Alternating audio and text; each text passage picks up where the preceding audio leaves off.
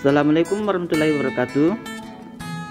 Pada video ini saya akan menjelaskan mengenai kerangka konseptual menurut International Financial Reporting Standard atau IFRS. Sebelum saya menjelaskan mengenai bagan-bagan yang terlihat pada gambar tersebut, mungkin teman-teman ada yang belum tahu apakah itu kerangka konseptual. Jadi, kerangka konseptual adalah struktur teori akuntansi yang didasarkan pada penalaran logis yang menjelaskan apa yang harus dilakukan apabila ada fakta atau fenomena baru.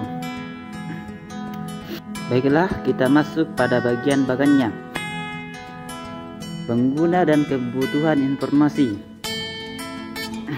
Pengguna dan kebutuhan informasi itu terdapat investor, karyawan, pemberi jaminan, pemasok kreditor lain, pelanggan pemerintah, dan masyarakat. Selanjutnya kita masuk pada bagian yang berada di bawahnya, yaitu tujuan laporan keuangan. Tujuannya yaitu keputusan informasi yang berguna dalam laporan keuangan. Jadi, tujuan laporan keuangan dibuat dengan tujuan menyajikan informasi tentang kinerja perusahaan dan bermanfaat untuk mengambil keputusan bisnis.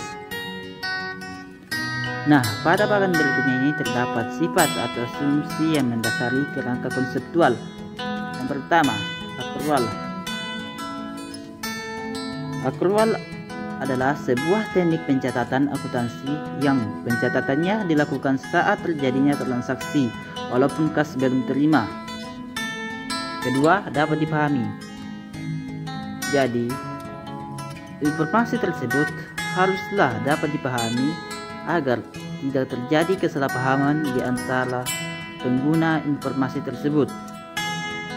Ketiga, kelangsungan usaha.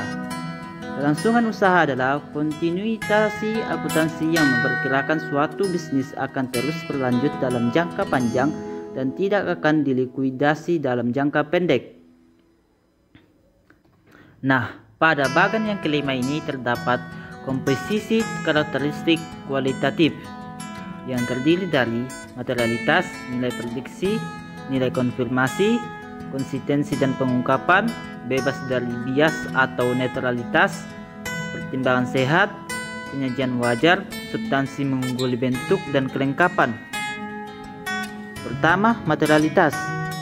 Materialitas adalah besarnya salah saji informasi yang dengan memperhitungkan situasinya menyebabkan pertimbangan seseorang dengan menjadikan informasi tersebut atau terpengaruh oleh salah saji tersebut. Nilai prediksi artinya data yang dinilai saat ini dapat digunakan sebagai dasar untuk memprediksi kondisi di masa yang akan datang. Nilai konfirmasi. Informasi keuangan dikatakan memiliki nilai konfirmasi jika informasi tersebut dapat memberikan umpan balik atau menegaskan atau merubah terhadap evaluasi atau prediksi sebelumnya. Konsistensi dan pengungkapan.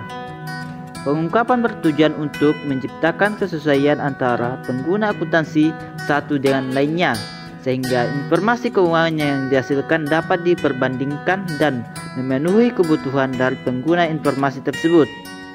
Penyajian wajar. Dalam menyajikan laporan keuangan, seorang akuntan haruslah teliti pada saat melakukan perakiraan dalam kondisi ketidakpastian sehingga aset atau pendapatan tidak dinyatakan terlalu tinggi.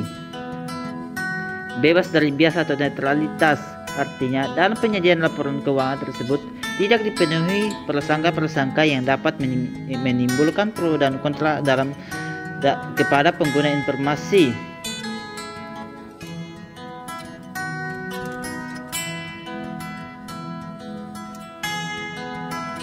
Sekarang kita masuk pada bagian-bagian yang paling terakhir, yaitu kendala informasi relevan dan andal. Pertama, tepat waktu. Adapun masalah-masalah yang biasa timbul dalam penyajian laporan yang memakan waktu cukup lama, yaitu piutang perusahaan, menjadikan laporan hanya sebagai pencatatan, kesalahan berhitung, kesalahan pada penulisan desimal. Kedua, keseimbangan antara biaya dan manfaat. Manfaat yang dihasilkan dari informasi seharusnya melebihi dari biaya penyusunannya. Oleh karena itu, Laporan keuangan BLU atau BLUD tidak seharusnya menghasilkan segala informasi yang manfaatnya lebih kecil dari biaya penyusunannya.